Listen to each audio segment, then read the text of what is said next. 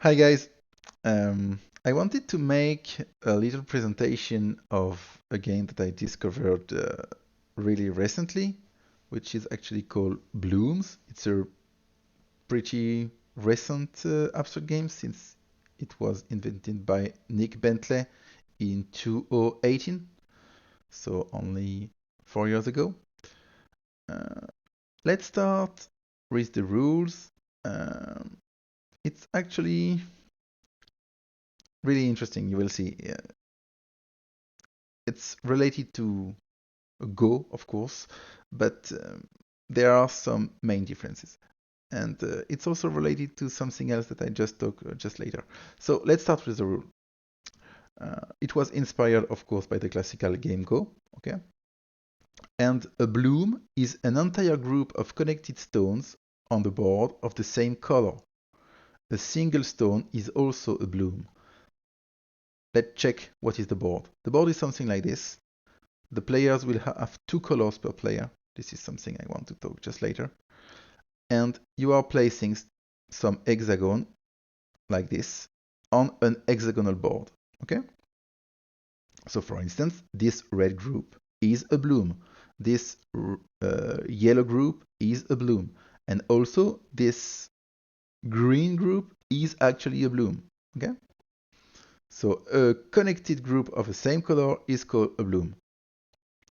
And a bloom is fenced when there are no empty spaces adjacent to any of the bloom stones. So let's just pick this.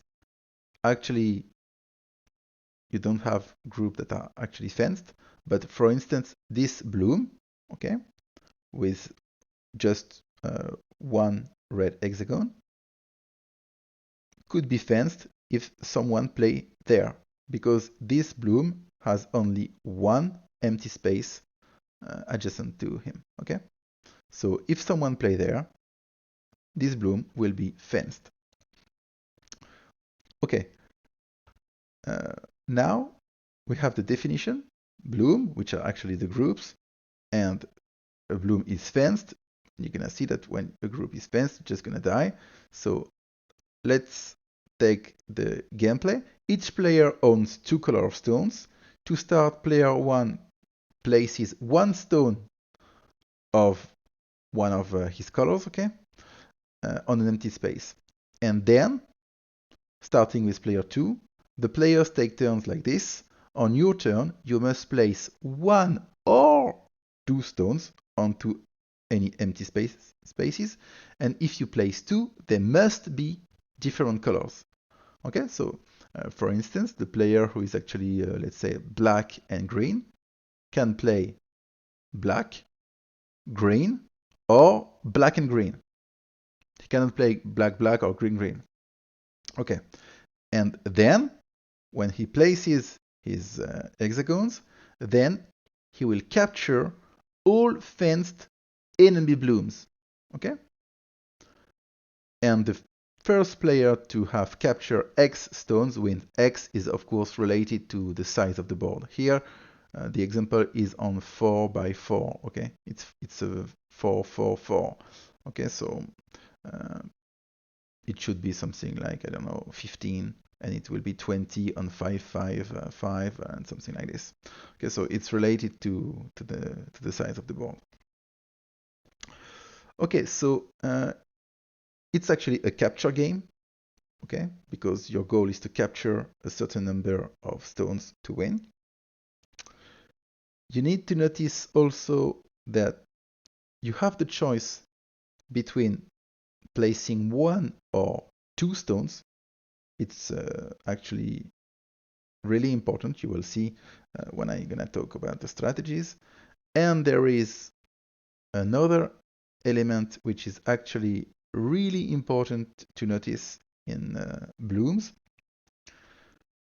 If you are a Go player, since blooms is related to Go, there is something which is absolutely central, which is not present at all in blooms, and which is a key in Go, the fact that in blooms you cannot pass. Okay, so it's not like I pass, you pass, the game is over. It's not allowed to pass. we're gonna play until someone captures captured X stones. Okay, so the fact that you cannot pass is actually something really central. Why? Let me explain. If you're a Go player, let's talk just 1 minute about this. If you're a Go player, you know that a group cannot be killed if you have two eyes. Okay, because if you have two eyes, since in Go we are playing the stones one by one, uh, you cannot play in the two eyes of the enemy, so you cannot kill his group. Okay, in Bloom, to be alive like this, you will need three eyes, because if you had only two eyes, let's take an example. What I call two eyes is, for instance, well, here this green Bloom has two liberties, but let's imagine it was two eyes. It's the same principle. Actually, the opponent can place a yellow hexagon in one eye and a red hexagon in the other eye, and then he's gonna remove your group, because then all fence enemy blooms are removed. Okay, so it means that you're gonna need three eyes. But the fact is, you cannot even consider that your bloom with three eyes is alive forever. It's not true, because in the end of the game, since you cannot pass, maybe you're gonna have to place an hexagon in your own eye, and you're just gonna kill yourself. So you have this to keep in mind. The fact that in Bloom, since you cannot pass, there is a moment where maybe you're gonna have to play a move that you don't want to play. Actually, you are forced to play something, so you will have to do it, but it's something that it's actually really bad for yourself. So this is everything for the rules. Um, just I wanted to talk about something in general about abstract games. Actually, um,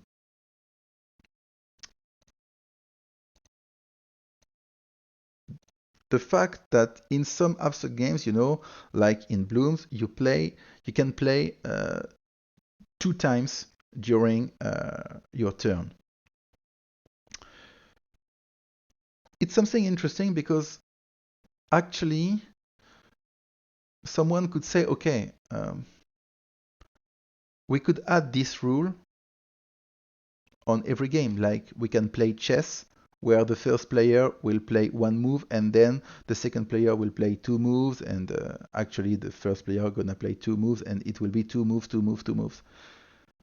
And you're probably gonna have a stupid game.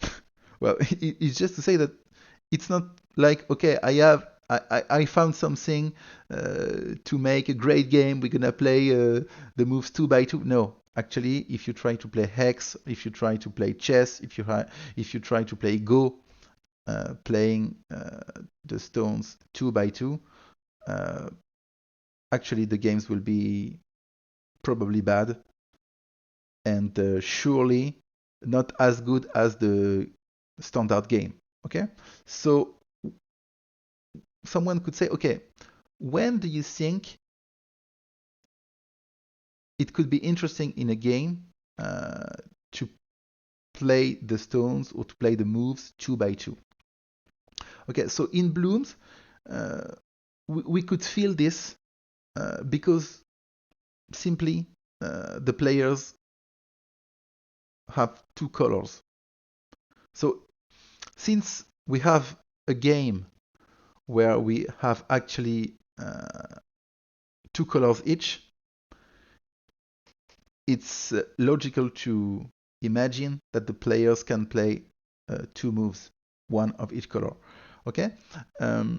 If we check on Little Golem the list of games, you're gonna see that it's pretty rare. Actually, Go, chess, the chess variants, Gomoku, dots and boxes. You play only one thing. The same in the games from Chris Byrne, same in Podomino, Four in a Row, Tricks, Hex, Amazon, Breakthrough, Lines of Action. In all of this game, you're gonna play one and not two stones. The first game where you play two stones is Connect 6, and actually you have a second game in the list which is actually Slither, uh, where you can move one of your piece from just one square and place a new stones. Um, so it's pretty rare that it's interesting to add something like this in a game. But when you found a good game where it's possible to, where it's really interesting to do it, generally it's gonna make a really interesting game. But it's not easy to, as you can see, it's not easy to have actually games like this. It's pretty rare. In Connect 6, it's the idea is you are playing. I can show you a Connect 6 game. It's pretty. Let's let's just pick something like this. Okay, in Connect 6 game, actually the first player will have a black stone in the middle, and then the player will place the stones 2 by 2, and the goal is to make a 6 in a row. Okay, it's pretty logical to place this, the stones 2 by 2 actually to make a 6 in a row. Why? Because actually, if you place the stone 1 by 1, the the goal is to make a 5 in a row, and the game is really interesting. It's called Gomoku actually, uh, and so starting from Gomoku, where you need to make a 5 in a row, placing the stones 1 by 1, someone thought, okay, what about making a 6 in a row if I can play the stones 2 by 2? Okay, so it's starting with something like this. Okay, so this is just something I want to say about the rules, because someone could say, you know, okay, we are playing 2 by 2, it's like a little artificial or something. No, it's not artificial. It's directly related to the fact that both players uh, have 2 colors each. And this is how you actually make the game interesting, you will see. So now let's just pick a game. I'm not personally at the moment an expert in Bloom, since I played only something like 2 games. But it's a game, um, you know, when you are an expert in abstract games, you have some abstract games that gonna talk to you really fast. I mean, you're gonna feel that you can do something well good uh, just after a few games, and you have some other abstract games that are just um, how can I say this?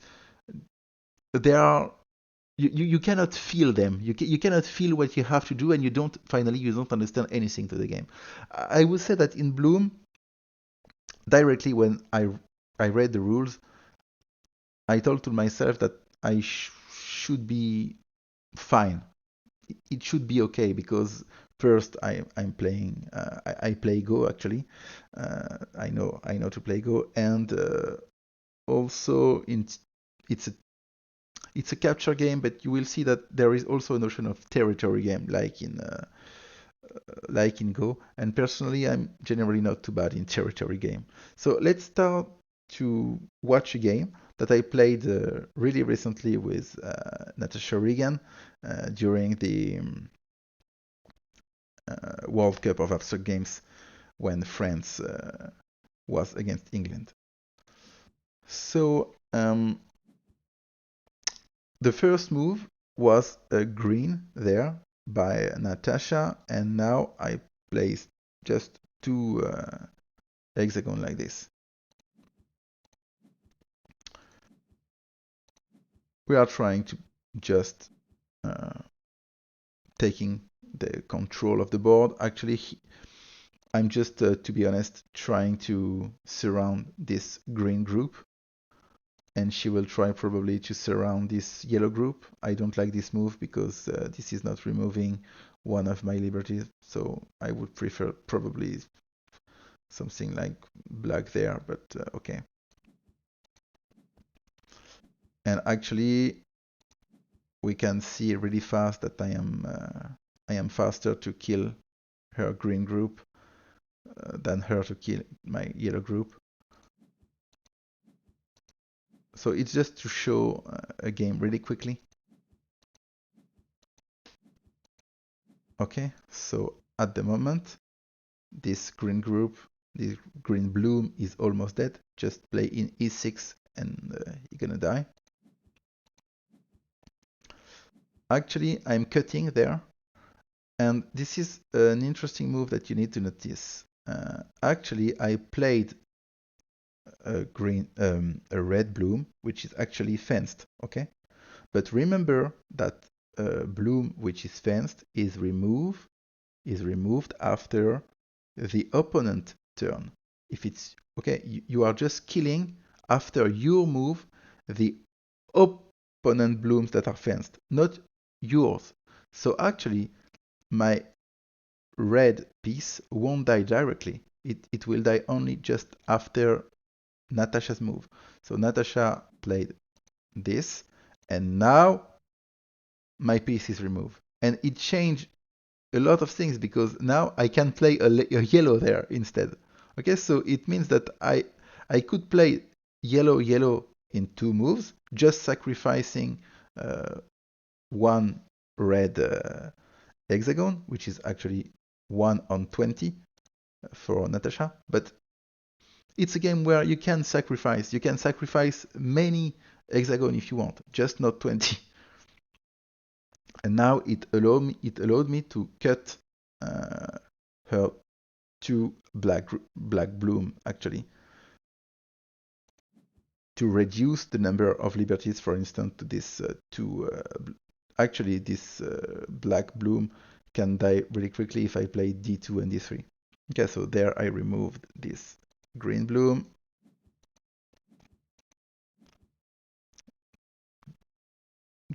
This move, for instance, is removing a liberty to this green bloom, but also to this black bloom. So I'm happy to play it.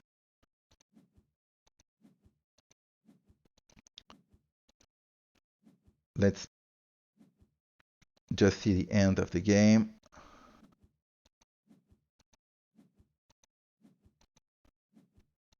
Actually, I killed this green bloom, and then at the moment Natasha decided to concede. Of course, this black bloom on the bottom are gonna die really easily because only 4 moves. 4 moves are okay to just kill it. So it's already 17. I can kill this green bloom also really easily.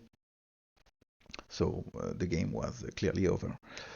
Now we're gonna talk about strategies. So as you could see, first you're gonna try to control the board to make some safe bloom, and you're gonna try to reduce actually the number of liberties of the opponent blooms, and you're gonna try to split the opponent blooms, sometimes sacrificing some hexagon. It's really central to sacrifice some hexagon to cut between opponent blooms. Okay, now what I'm gonna do is to try to analyze a game which was actually played between my friend Desperis and Benoit, which are actually probably two experimented players. And we're gonna see what is actually a bloom game between experimented players, and we're gonna try to see what are actually the key moments and the key strategies. Okay, so let's start. Okay, so at the moment you can see that players are trying to constitute some strong blooms with many liberties. Okay, Okay, so here the red bloom on the bottom is maybe attacked, so probably, okay, red play there. It was a little obvious because, as you could see, before this move, red has had 1, 2, 3, 4, 5 liberties. After this move, this red uh, bloom has 1, 2, 3, 4, 5, 6, 7 liberties. So with this hexagon, he gets 2 extra liberties. And now he may be gonna try to attack something, or just let's see. Okay, so actually black doesn't want to let a big bloom uh, from yellow on the top, so he's trying to contest, and also he's trying to reduce the number of liberties of red, but red gonna just play there. And now I would say that red is starting to have 1, 2, 3, 4, 5, 6, 7, 8, 9 liberties. So it was 5, now it's 9. Okay, so red just, Benoit saw that his red group was attacked, so he increased a lot the number of liberties. Okay.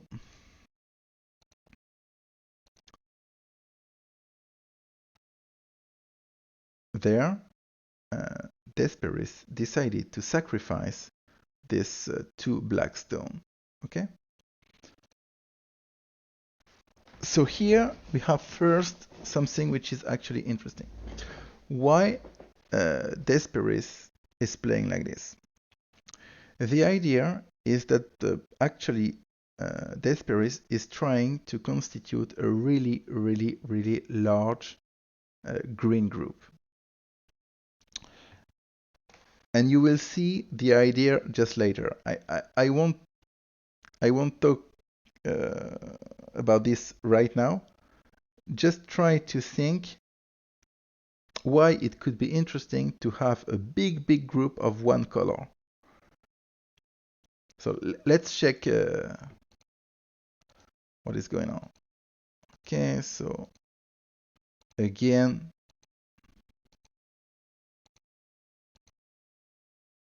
in the middle, Despair is sacrificed again to black hexagon, and he's going in the middle. This hexagon gonna die really soon, but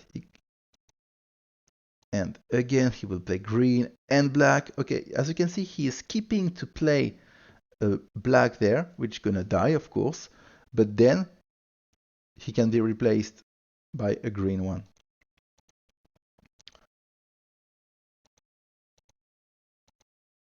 Okay, so as you can see, this green group is actually really huge, and the idea of the Esperis is to kill the yellow group on the left side.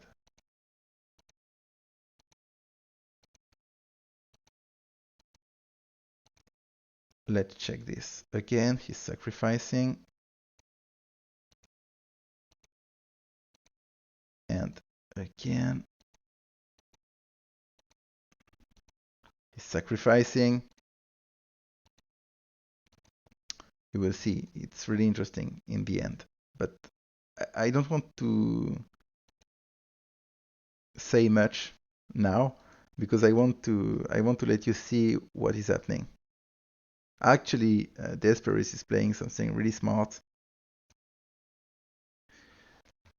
You can see that actually it's 16 on 20 and 1 on 20. But just realize something. How many black hexagons are actually on the board? 2, okay? So it means that if these 2 black hexagons die, it will be 18, okay? But now, to go to 20, Benoit will need to kill the green group. Do you understand the problem? The green group has 1, 2, 3, 4, 5, 6 liberties actually. And he can, this 3 gonna die because actually the red is fenced there. So it will be 8. Then this yellow group can die, so it will be 5 more. So this green group is unkillable. Okay? So the only way Benoit can win this game is by killing the red hexagons. But in the rules, if you remember well, what do you have?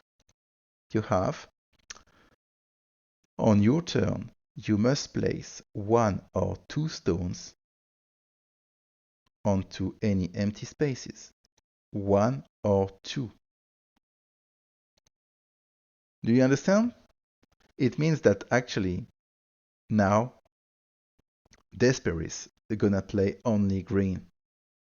He will stop to play some black hexagons because black hexagons are of course easily killable at the moment.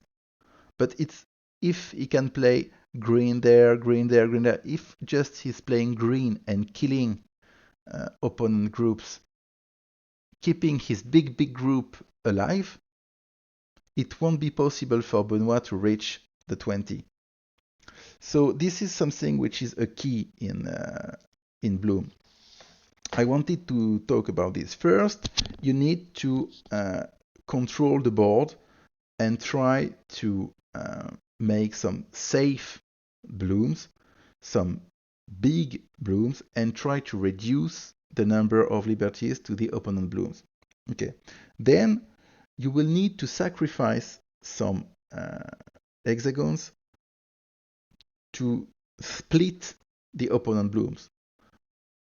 Desperis use this a lot to constitute this big green bloom. Third, it will be interesting to have a big bloom actually, a bloom that cannot be killed. So in the end, you are sure that if you play only the color of this bloom and you stop to play the other color, you're gonna win. And you will stop this just before we can say you have a weak color and a strong color. You will stop to play with your weak color at the moment where your opponent is almost to 20. So actually it's 16, but plus 2 black, it's 18. So 18 is not enough to win for Benoit. Okay, so let's see the end. So now this is dying. And now you can see he is playing only some green. He is not playing anymore some black. So the opponent is actually killing. Okay, and again, he is playing just this green. So we are at the famous 18, and now green is still playing. And you see the problem. Green is just playing, but at the moment it's really hard for the opponent to play something.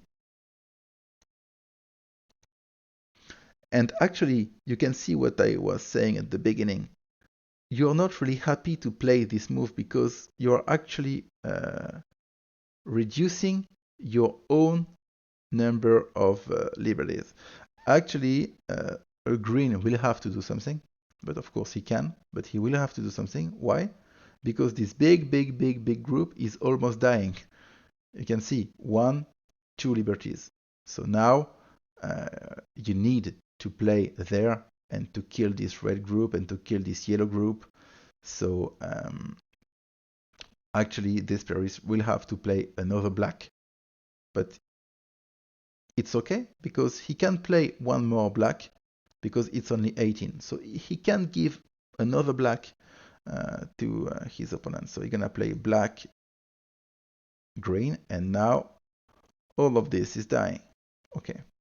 So the opponent will of course try to kill this black, okay, and again Desperis is just playing green, reinforcing this big group and killing what you have there. Okay, so now it will be 19, and he's still playing like this. And at the moment, I guess Benoit, okay. And now Benoit just decided to concede. Actually, it's 15 against 19. But now let's check the problem that Benoit has actually. This is the last thing I wanted to talk about Blooms. The fact that actually it's, of course, a capture game, but you have also a notion of territory. It's also a territory game. Why I'm saying this? Let's say that this is green territory. Okay, B0, D0, this 3 red also because Desperis can play D0 and then this 3 gonna remove, so it will be 18 against 19. And then you have E3, E4, G2, I4. Okay, so these are actually some places where green can play. Okay, if it's Desperis' turn, he can play a green there, a green there, a green there, a green there. And the opponent will also have to play something. But since his number of